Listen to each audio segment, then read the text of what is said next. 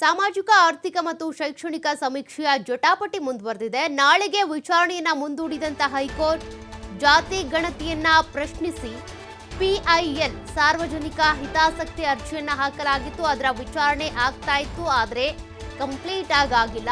ವಿಚಾರಣೆಯನ್ನ ಮುಂದೂಡಿಕೆ ಮಾಡಲಾಗಿದೆ. ಅರ್ಜಿದಾರರ ಪರ ವಕೀಲ ಪ್ರಭುಲಿಂಗ ನಾವದಗಿ ಅವರು ವಾದ ಮಂಡಿಸಿದ್ದಾರೆ.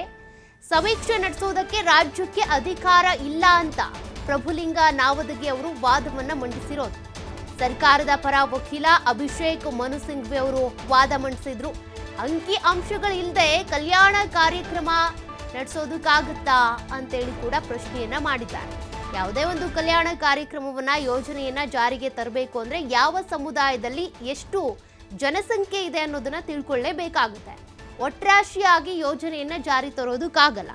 ಹಾಗಾಗಿ ರಾಜ್ಯ ಸರ್ಕಾರ ಈಗ ಯಾವ್ಯಾವ ಜಾತಿ, ಯಾವ್ಯಾವ ಸಮುದಾಯ, ಎಷ್ಟೆಷ್ಟು ಜನಸಂಖ್ಯೆ ಹೊಂದಿದೆ ಅನ್ನೋದ್ರ ಬಗ್ಗೆ ಜಾತಿ ಗಣತಿ ಮಾಡೋದಕ್ಕೆ ಈಗಾಗಲೇ ಆರಂಭಿಸಿದೆ. ಬೆಂಗಳೂರು ಹೊರತುಪಡಿಸಿ ಎಲ್ಲಾ ಕಡೆ ಕೂಡ ಜಾತಿ ಗಣತಿ ಸಮೀಕ್ಷೆ ಶುರುವಾಗಿದೆ. ಆದರೆ ಅದರ ಬೆನ್ನಲ್ಲೇ ಈಗ ಸಾರ್ವಜನಿಕ ಹಿತಾಸಕ್ತಿಯನ್ನ ಈ ಜಾತಿ ಗಣತಿ ಸಮೀಕ್ಷೆ ವಿರೋಧಿಸಿ ಹಾಕಲಾಗಿತ್ತು. ಆ ಅರ್ಜಿಯ ವಿಚಾರಣೆ ಹೈಕೋರ್ಟ್ನಲ್ಲಿ ಆಗಿದೆ. ವಿಚಾರಣೆ ನಡೆಸುವಂತಹ ಸಂದರ್ಭದಲ್ಲಿ ಕೆಲ ಅಂಶಗಳನ್ನ ಇಲ್ಲಿ ಮೆನ್ಷನ್ ಮಾಡಲಾಗಿದೆ. ಪ್ರಭುಲಿಂಗ ನಾವದಗಿ ಅವರು ಈ ಒಂದು ಸಮೀಕ್ಷೆಯನ್ನು ವಿರೋಧಿಸಿ ವಾದವನ್ನು ಮಂಡಿಸಿದ್ರೆ, ಅರ್ಜಿದಾರರ ಪರವಾಗಿ ವಾದ ಮಂಡಿಸಿದ್ರೆ, ಸರ್ಕಾರದ ಪರ ಮನು ಸಿಂಘ್ವಿ ಅವರು ವಾದವನ್ನು ಮಂಡಿಸಿದ್ದಾರೆ.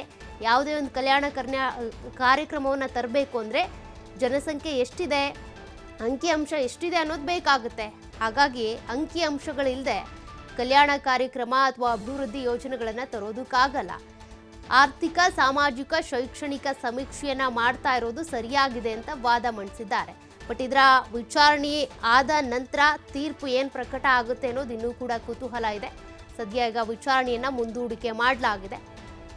ಮತ್ತೊಂದು ಕಡೆ ಸಮೀಕ್ಷೆ ಕೂಡ ಈಗಾಗಲೇ ಶುರುವಾಗಿದೆ. ಕೆಲವೊಂದು ಕಡೆ ಸರ್ವರ್ ಪ್ರಾಬ್ಲಮ್ ಅಂತಿದ್ದಾರೆ. ಸಮೀಕ್ಷೆ 16 ದಿನದಲ್ಲಿ ಆಗುತ್ತಾ ಅನ್ನುವಂಥ ಪ್ರಶ್ನೆ ಇದೆ. ಜೊತೆಗೆ ಜಾತಿ ಧರ್ಮಕ್ಕೆ ಸಂಬಂಧಪಟ್ಟಂತೆ ಅನೇಕ ಗೊಂದಲಗಳಿದ್ದಾವೆ. ವೀರಶೈವ, ಲಿಂಗಾಯತ, ಪಂಚಮಸಾಲಿ ಇದಕ್ಕೆ ಸಂಬಂಧಪಟ್ಟಂತೆ ಅಂತೂ ಜಟಾಪಟಿ ಹಾಗೆ ಮುಂದುವರೆದಿದೆ. ನೋಡಿ, ಕೆಲವೊಂದು ಸರ್ವರ್ ಸಮಸ್ಯೆಯನ್ನು ಕೂಡ ನೀವು ಗಮನಿಸ್ತಾ ಇದ್ದೀರಾ ಸ್ಕ್ರೀನ್ನಲ್ಲಿ. ಹೀಗಾಗಿ ಸಂಘರ್ಷ, ವಿವಾದ, ಗೊಂದಲಗಳು ಇದ್ದೇ ಇದೆ.